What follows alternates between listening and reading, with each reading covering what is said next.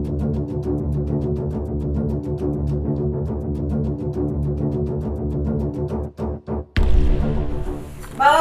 હવે થઈ ગઈ ને તને શાંતિ?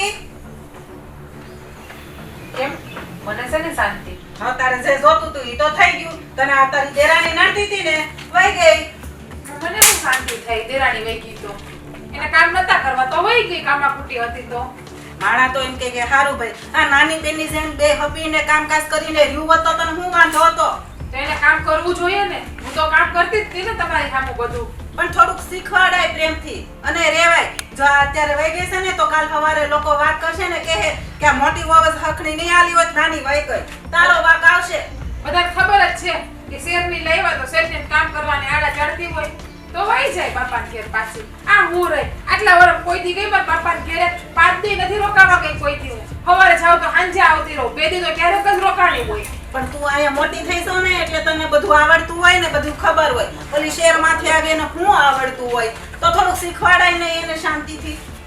એની બાની ગામડામાં જ રહી છે ને.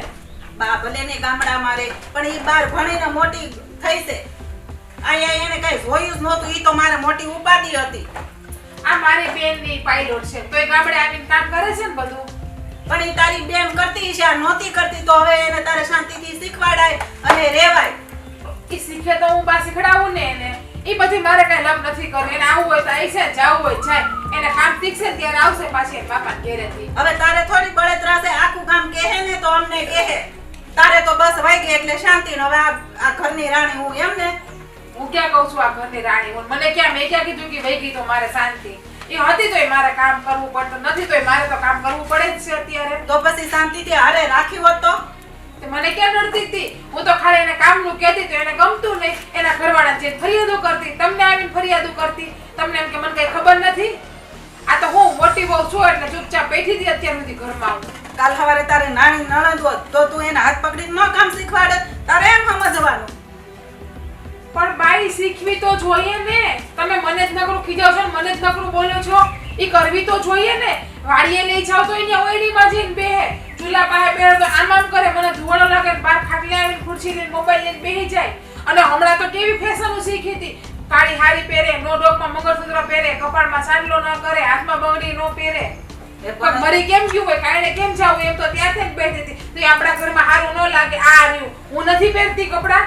ઈ વાત હાસી. પણ મેં તને કીધું ને કે હવે શહેરમાં આ કાળા લુગડાની ફેશન હોય એટલે ને ગમતા હોય એટલે ઈ કલરનું કાંઈ ન જોવાનું હોય. જેવા પહેરે એવા. પણ તો જો હાડી તો પહેરે છે ને. બીજું છોકરી ઓલી શહેરમાંથી આવ્યું હોય ને ઈ તો કેટલા ટૂંકા ટૂંકા પહેરે. તને ખબર છે ને?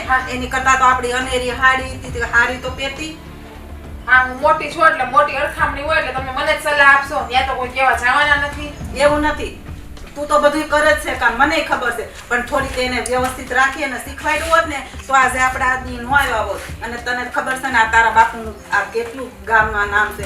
એ બધું બધાય વાતો કરશે. પણ બા મને તમને તો ખબર છે હું શીખડાવતી હતી અને બાજુમાં બેહાડતી હતી પણ એ ના કરે તો હું શું કરું એમાં આવે. અને જો બેટા તને આ વાતની ખબર નહીં હોય કદાચ. આ અનેરીની માં છે ને એને શું કીધું તું ખબર છે તને? શું કીધું તું? હા મારી દીકરી અનેરી છે ને એટલી જ મારી જીજ્ઞા છે.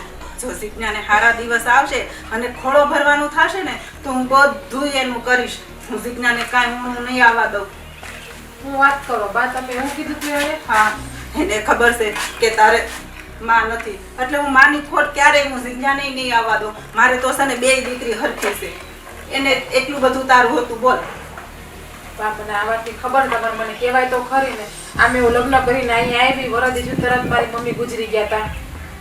પણ હું તને જ્યારે વાત કહેવા જાઉં ને એટલે તું બસ તરત અનેરીની જ વાત કરીને મારી હારે બોલવાનું ચાલુ કરી દે. એમાં હું તને ક્યારે કહું? પણ જો આજ મોકો મળ્યો ને એટલે મેં તને આ વાત કરી કે તને પણ અનેરીની મમ્મી છે ને એક દીકરી તરીકે જ રાખતા હતા.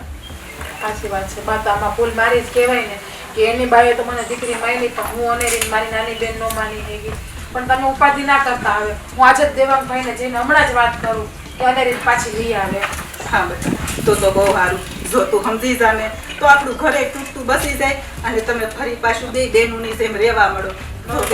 કામે હું બધા શીખડાવું બાજુ બેન શીખડાવું એવું હોય છે ને તો હું એને કામ હવે. હા તે કઈ વાંધો નહીં. સારું જો તું સમજી જાને તો બેટા વધારે સારું. હા હું દેવાંગભાઈને જઈને તો કહું છું. હા